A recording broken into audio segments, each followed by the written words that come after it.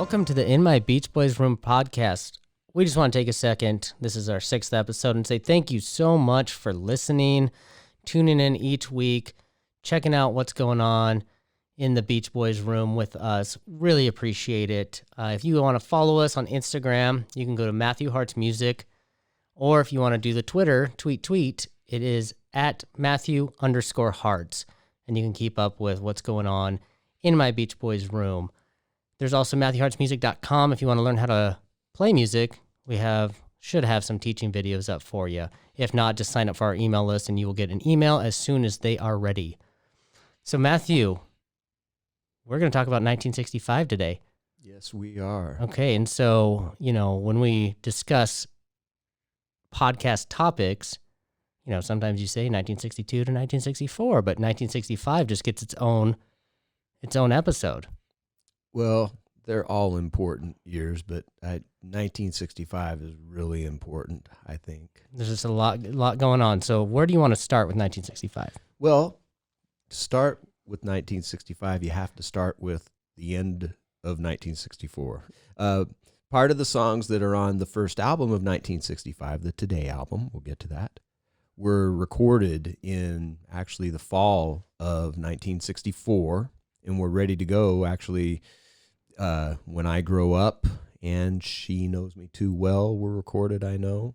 In the end of 1964? Yes, actually in the fall, and then Dance, Dance, Dance was recorded then and released in the end of 1964 as a single, but had not yet been on the Today album. Oh, okay. Kiss Me Baby was recorded in December of 1964, one of the big tunes from the Today album. So 65 starts in 1964. There'd been a little bit of prelim excitement. Okay. Also, 1965, we have to talk about the Wrecking Crew now. It's so important coming up here the next couple of years. Let's talk about the Wrecking Crew, the name itself. Okay. That is a name that has been applied to a group of LA session studio musicians, mainly great jazz players, in the early 60s. And it was never a name that they used to refer to themselves. And I think long after the fact, one of the most famous members of that group, Hal Blaine, the drummer, he had a quote that used that term in it.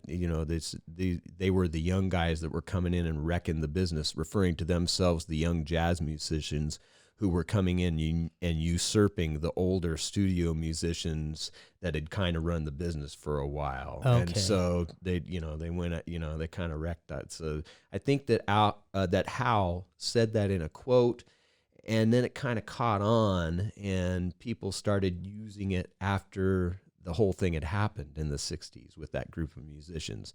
And so I don't really like referring to them as the Wrecking Crew because they accidentally do sometimes. Sure, yeah. There's some great documentaries out there right now that use that name, but let's talk about them for just a little bit. Okay. And how they came into the Beach Boys world. Along about the time that Brian started working with Jan and Dean, I think is when he first started working with Hal Blaine, the famous drummer I just mentioned, Glenn Campbell. Okay. Famous Glenn Campbell of later fame, the Rhinestone Cowboy. He was in that group of studio musicians. A sax player named Steve Douglas was real pivotal about this point. But they were just, just a few musicians that were coming in to supplement what was being done on some of the Beach Boy albums in 63 and then a little more in 64. But it's not really yet the full-on group, except for maybe a few things, at that point. So they'd already been involved a little bit, but not on the level that people think they had. And we'll get into that too at the end of this discussion about them. I need to mention some of the other musicians who were just pivotal in that group. Carol Kay, the wonderful bass player, she's a big part of their whole story and a big part of the Beach Boys story. And Billy Strange, Barney Kessel, Ray Pullman, Tommy Tedesco. I'm going to pull up for our audio listeners. I'm doing a better job of telling you what I've got. I've got Mel Bay presents Tommy Tedesco, Anatomy of a Guitar Player. I got this in the 90s sometime. It looks very 90s. It's got and it's got an accompanying cassette with it that Tommy did for that. But Tommy, phenomenal musician. All these people I'm naming are just legendary. Some of them jazz musicians. And that's just like a music theory book, or that's his guitar method book and a theory book, and he just an incredible all over, pretty comprehensive knowledge about the guitar for an advanced guitar player. Got it. Is Okay. what it is. Okay. But anyway, I think it's just a kind of a cool book to have as part of the collection. But all of these guys, and I am not getting close to naming all of the people that. Do you know how many would be included? We 15 to 20 people or something like that. All right. And I want to name everybody. Julius Wechter or Frank Capps or well, hey, no problem. There's 15, 20 That's people. I'm surprised you did as good as you did, but actually I'm not surprised because it's you, but anyway. Okay. Well, anyway, I should, and maybe I will get into a few more of them as we go on here, but they're on a lot of the Today and the Summer Nights albums that would come after Today.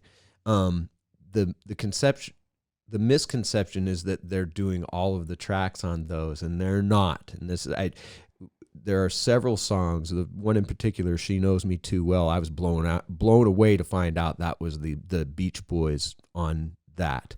There's no Wrecking Crew. There I am with that word again. So because they were on a few, people have spread that out to that's only. Well, them. actually, it's spread out so badly that the documentaries, I love what they do for the Wrecking Crew or that group of musicians. Because they are talented. Because they celebrate them. And they're talented musicians, sure. And in some cases, they were really the music behind the bands that really didn't have musicians in them, Mm-hmm. And so they were. But I get way too many people that come to me now and they'll say, and these are even musicians that have heard story, and they go, well, the Beach Boys didn't ever play on their records, did they? And oh man, I just kills you. Oh, it nearly gives me a heart attack. I gotta stop. Take a walk. Okay, I gotta tell a story here. Take a five. I gotta get. No, I just have to straighten them out somehow because I can't let that go. Right. And so anyway, that's part of this whole discussion on this group of musicians. But back to the Today album, they're Do You Want to Dance? Good to My Baby. Help Me Rhonda. This is all Wrecking Crew? Yes, or Help Beach Me Boys? Rhonda, Okay. and then Dance, Dance, Dance of the side one stuff, and then their Please Let Me Wonder, Kiss Me Baby. I'm not and then In the Back of My Mind for sure. So they're on at least half of it, right? And then it's about it's a similar ratio, if not a little bit more heavy them on the following album. But they did do a whole lot of work for those albums, and it's a signature of those, especially California Girls and the single version of Help Me Rhonda. Well, the album version of Help Me Rhonda too. There's a lot of highlights from that group of musicians, and those records are what they are because of that group of musicians under Brian's direction. It's so cool because you have these incredibly talented jazz musicians who are a lot older than him, in some cases, but they realize from working with him for a while that even though he has might have a strange way of getting some of the ideas out, that there's true genius at work here. And so it became a love affair between these musicians and Brian that was definitely reciprocal. And so it's a magic part of these records. Now, after these two, we go on to the Party album, which the Wrecking Crew is not much of a part. I think Hal does a little bit of extra percussion on that, but other than that, no Wrecking Crew there. But then Pet Sounds and Smile, heavy duty. Okay, so Pet Sounds, is this the and sorry, this is my context of Beach Boys. Love and Mercy is that the Wrecking Crew? And do you remember in Love and Mercy when they're in the studio and it's Brian's by himself and the other Beach Boys are on tour and they come back and he had been working. Is that the Wrecking Crew? Yeah. It's okay. what it's supposed to be. I know it's obviously so the Hollywood it would be version, that group of musicians. Yeah. Okay. Yep. Just trying to contextualize this. They had people playing the parts of those people I just mentioned. Okay. Too, you know, trying to get as close to. They did a really good job in Love and Mercy of like the instruments were all period. I was watching that real close, and the clothing and stuff that was chosen for some of that stuff. I was dialed into that for most of that thing. Nice. Okay. Sorry. But anyway, don't want to throw you off too much there. Just trying to.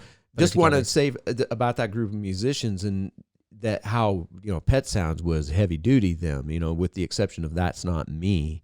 It's pretty much all them, and they're a lot of the Smile material. However, Carl is doing guitar work throughout on everything, and we've talked about how much bass Al played up through Summer Days and everything, you know. Right. But Carl was even playing along with this group of musicians, right? Okay. And sometimes Dennis on drums during the Smile period, and you know, some other thing. You know, people would be surprised. They think Dennis never touched a drum during the sessions. You know, no, not true. And on the early stuff, it's mostly Dennis. Yeah. You know. So main point, although a big group of talented musicians, that you don't want that to take away the fact that the Beach Boys are actually playing along. I want to emphasize my respect for those musicians because I in some cases, like Barney Kessel, I've studied him pretty heavy duty from this, you know, learning about jazz.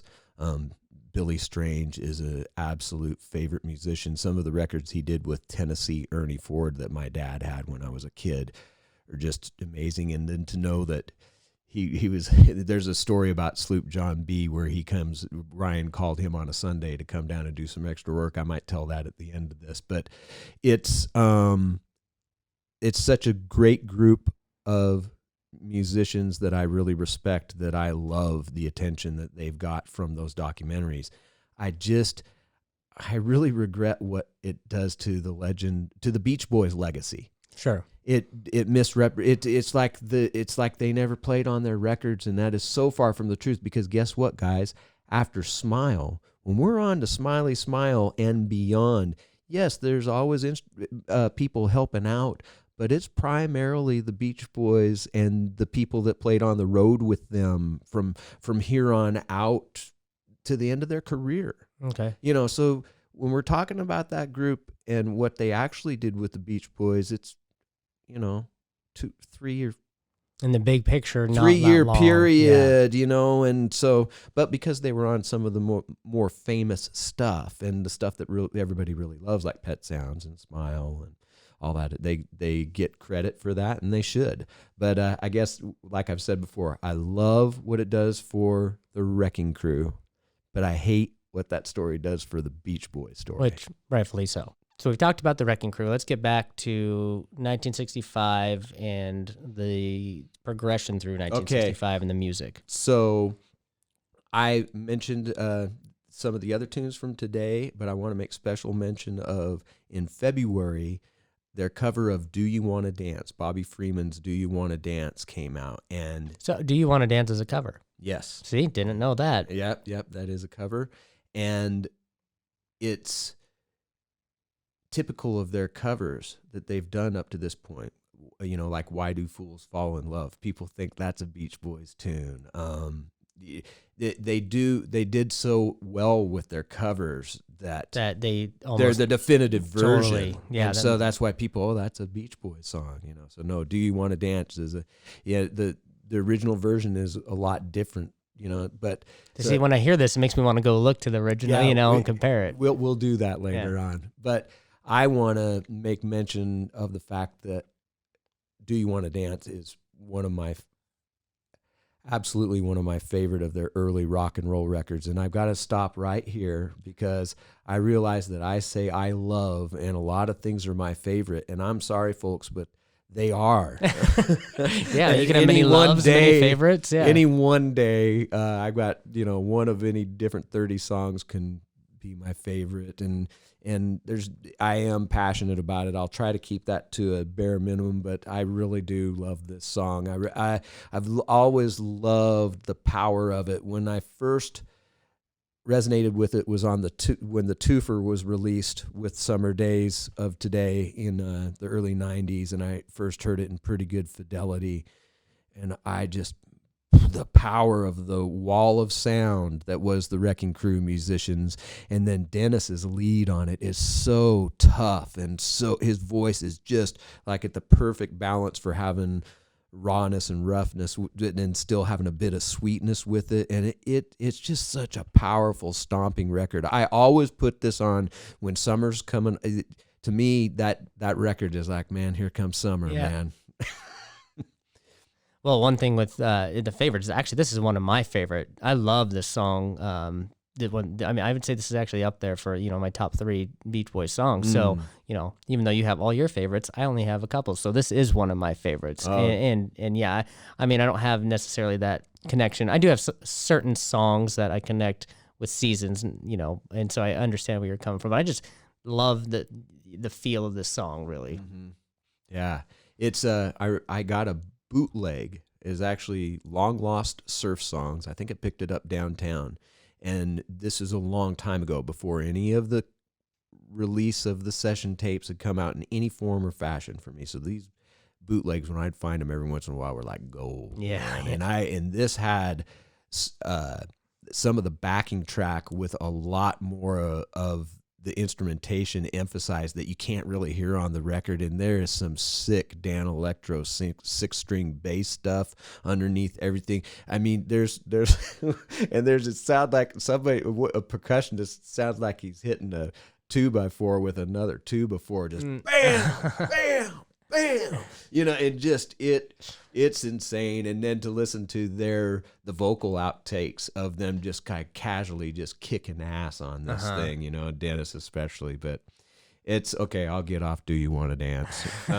Okay, so the Today album comes out in March, and it is a big album for the Beach Boys. I mean, everything they'd done leading up was huge. In 64, they were becoming America's band. They were becoming that big.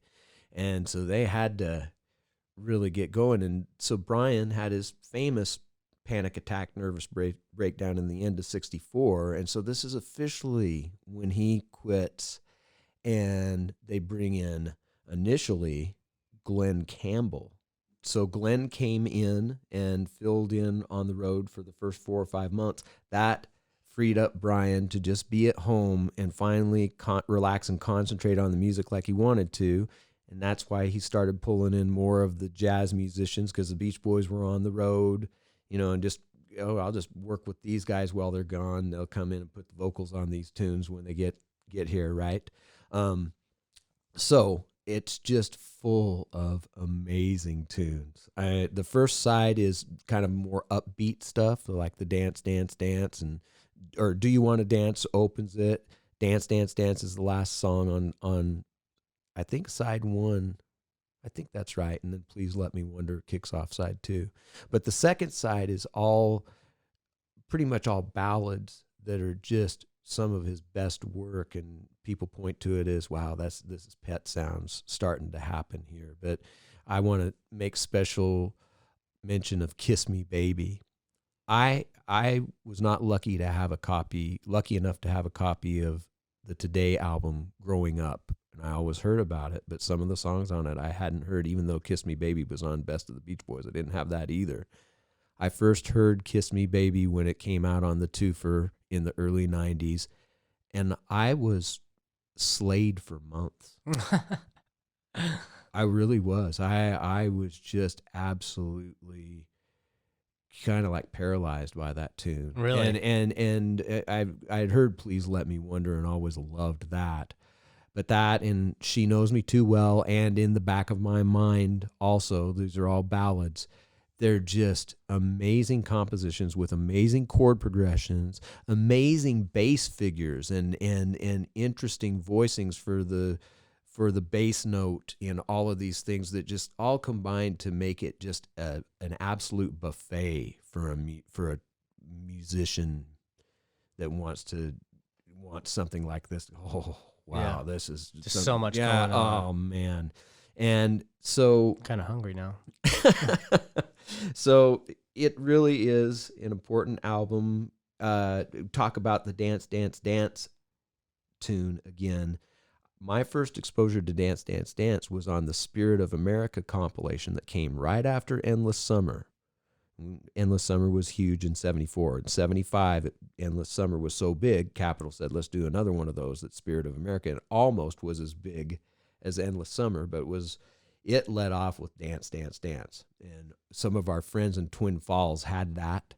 And I remember still hearing the Dance, Dance, Dance over a stereo. And just the excitement. Sure. And the sound of those, I didn't know what those guitars were at that time. There was a combination of a Dano 6-string bass and an acoustic 12-string. It was just the texture of all. It was just so thrilling. And so the ballads were great on Today, but the fast songs had a new thrilling aspect to them too. Okay. So I'll leave Today alone. Oh, we better talk about the early version of Help Me Rhonda on there. Okay, so early version is on Today. Yes, their first version is spelled Help Me Rhonda without an H, No, R-O. different Rhonda. And it's the same tune. It's slower, and it's a lot more like plotting track. It's got a harmonica kind of featured on it, and it's got some low backing vocals that make it kind of muddy. Okay. And so it was obviously Brian loved the tune, so he decided to after Today, he decided to redo it. I think he did it because a friend of his, Terry Melcher, wanted to do a cover of it, and before he said, hey, let us get in there and try to redo it first. That's what I hear about Help Me Rhonda. So he went in to re-record Help Me Rhonda after the Today album, and this is also famously Al's, not his first lead, but this is the Beach Boys' second #1 record, and Al's singing the lead on it. Mm-hmm. This is also a good spot to talk about Murray.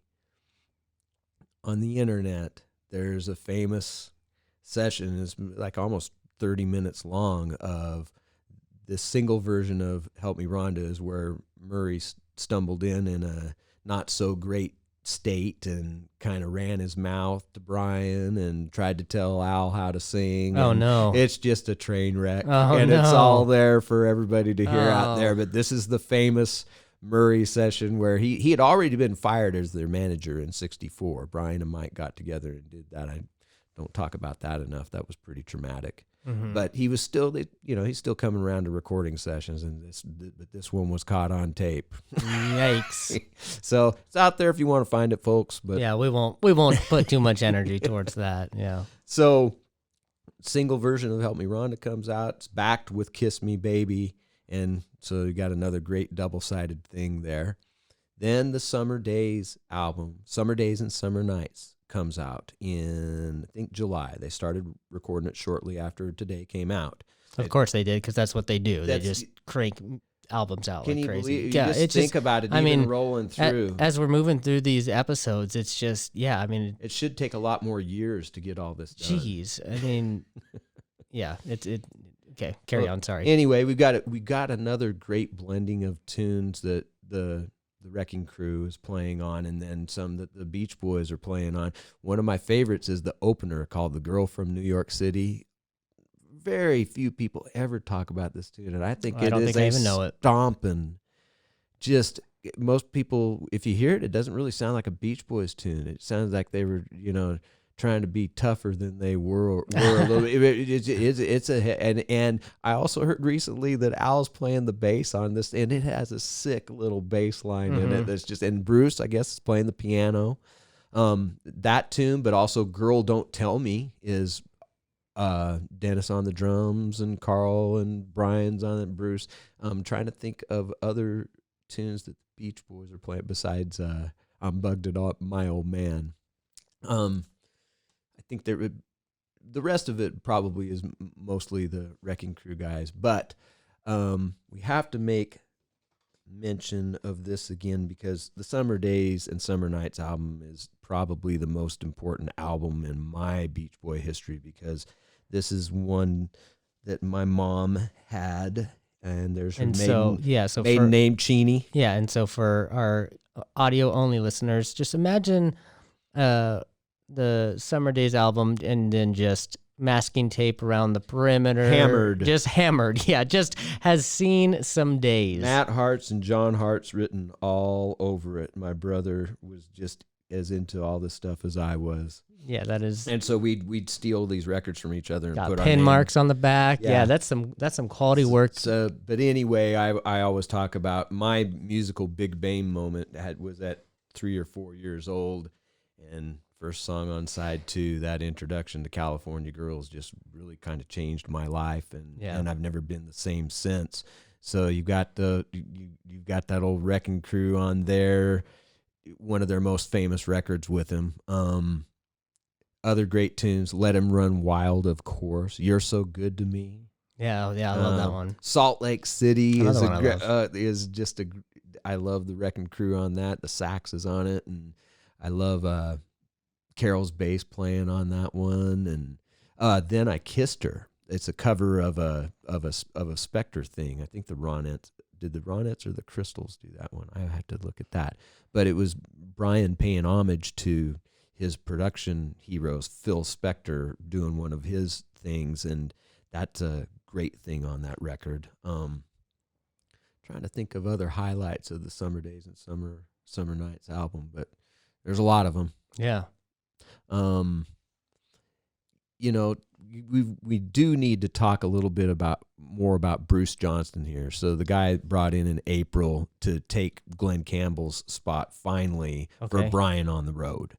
And Bruce would stay with them until the early 70s, and then came back again in the late 70s and has been with them ever since. Okay. So he's an official Beach Boy as far as I'm concerned. Yeah, definitely. Yeah, he is a big part. He's a phenomenal musician, a schooled musician, and just always played his part amazingly within this band, which started, he was barely in the band when they recorded California Girls, and Brian said, come on down to the session, and Bruce's voice on especially on the tag is one of the signatures of the record.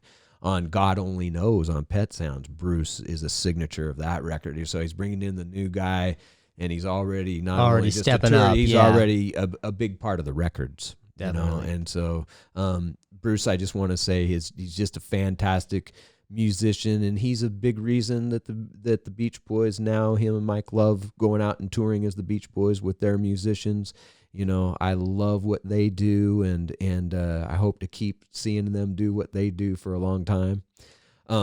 Anyway, let's go back to 65, and we're in September now. So it kind of sounds like, hold on. It kind of sounds like there's a lot of things that happen in 65 that kind of set the tone for a longer period, like with the Wrecking Crew, with Bruce, to like the beginning of a long relationship almost. Right. Well, and some of that happens even in the earlier relationships too. Like the relationships with Gary Usher and Roger Christian and Jan and Dean. Dean Torrance is still a big part of their world. But I get what you're saying for sure. Bruce is such a pivotal member at this moment that this whole thing is signaling something new. Okay. But the whole thing that it signaled was pretty short-lived, actually. Oh, okay. Interesting. Couple years. Yeah. So we get past the Summer Days album, which is just fantastic. And I think the album, California Girls, went to number 3. It had the hit version of Help Me Rhonda that went to number 1. Okay. So it had a couple of heavy hitters on it. And I think the album itself might have went to 3 or 2. So all these albums through 64 and 5 are going gold. So Brian starts to work on a single called The Little Girl I Once Knew, but he's also getting going on the Pet Sounds material. Problem is, Capitol, in its voracious appetite in demanding stuff from him, after he gives them 2 stellar albums, they're not even willing to wait. Even at this point, even though he's already, 1962 to 1964 has proven that he can, really can put selling records for them. That he can make them money. Making them money in a big way. And still they're just... Yeah. So he wanted time. And so they suggested another live album. He goes, we just did a live album last year. Why would you, And so I understand it was Brian's idea. And he said, okay, I'll do a live album for you, but we're going to do it in the studio and like it's a little party. So we have the party album. We'll talk about that in a little bit, but I want to make mention of the fact that I think Brian here gets the credit for coming up with the first unplugged album. Oh. 1965. Because this wasn't really done before. It was acoustic guitar. Acoustic guitars. They did have a Fender P bass on it, but it was just like a living room album with these guys just casually just sitting around and that singing. Became such a thing for so many. I mean, for the future of music. I mean, it helped. People do unplugged albums all the time still. Well, yeah, and it was quite a long time after that, the early 90s, when MTV started that series of unplugged stuff like Eric Clapton's thing and all that. So, it's just it's coincidence, but just another example where Brian was kind of first again. Yeah, with some of his creativity. But it's a really cool album. It's a lot of their favorite songs. I've never even listened to that album, but couple of Beatles tunes on there that were new at the time. But Tell Me Why and I Should Have Known Better. There's a Dylan tune on there. Times They Are A-Changin'. Al sings that. Nice. Does a great job on it. But the most famous thing on it is Barbara Ann. So Barbara Ann is a fun tune, but it's another cover.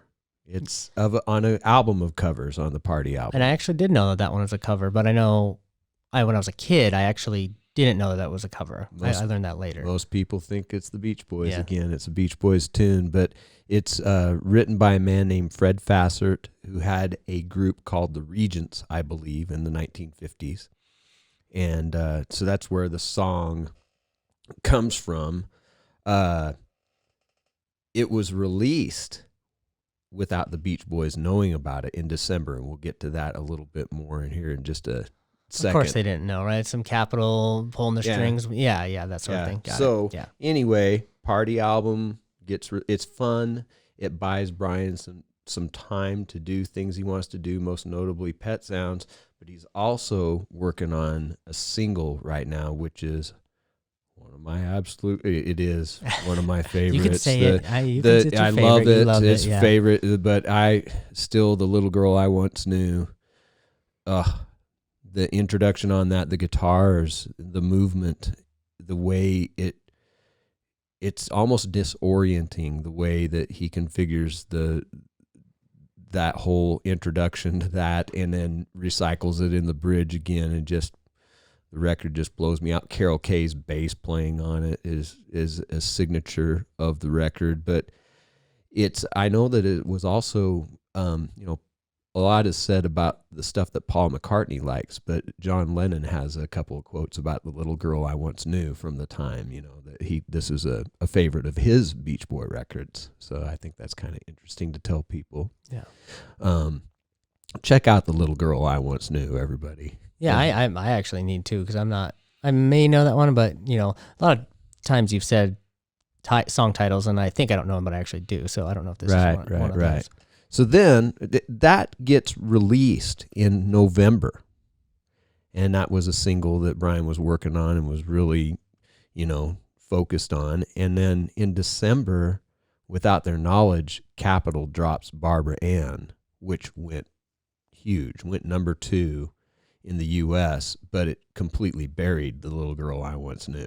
It had only been out not even a month. Ah, right. And so we got another example of that.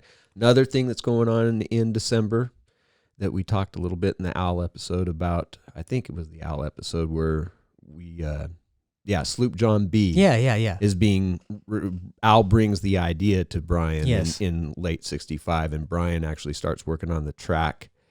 And maybe it's even released in 65. I need to check that date. But, of course, a very important record, and what a revolutionary record as far as the production goes. And so I think of all the stuff on Today that's mind-blowing, the stuff on Summer Days and Summer Nights that's mind-blowing, and then Little Girl I Once Knew and Sloop John B. I mean, it's just like bam, bam, bam. Yeah. I mean, the big ideas, but it's just there's some big special moments just happening one right after the other here. It's just incredible. It's a neat year. But I need to make special mention of the 12-string guitar here. Yeah, which you have one there. And Well, I have my Rickenbacker 360-12 Carl Wilson signature model over there. Yeah, very. And then this is my Uncle Sam's. Rest his soul. This is his Gibson B2512. He bought it brand new in 1964. But anyway, I've got these hanging up on my 1965 wall because 12-string guitars were such a big part of all of these records we're talking about. The Today and the Summer Days and Summer Nights album have just multiple examples of both electric and acoustic 12-string guitars, sometimes multiples playing together for special textures, and most notably on Kiss Me Baby and Then I Kissed Her. Mentioning anything is kind of stupid because there's so much 12-string guitar on there, but then you get to Little Girl I Once Knew. It's that intro is on, part of it I think is on 12-string, but Sloop John B., a lot of it involves 12-string guitar too. So it's just a signature of what he's got going on, and that's why I have these guitars hanging up on my 1965 wall, because I think it's a special tie-in to that period for sure. Yeah. Well, and is that gives us 1965? Yeah, that gives us 1965. And when we get ready to do it, it might not be the next episode, but it gets us ready for Pet Sounds. Okay. Ooh, and that Pet Sounds. We're gonna just take a whole deal to talk about Pet Sounds. Yeah, sounds great. Well, once again, we appreciate you listening so much. You are the reason that we can keep this podcast going. If you want to leave us a nice rating, we'd appreciate it. And if you want to take it a step further and visit our Patreon page, you can go to Patreon and look up In My Beach Boys Room podcast. And we will see you soon. Yes. Have a good one.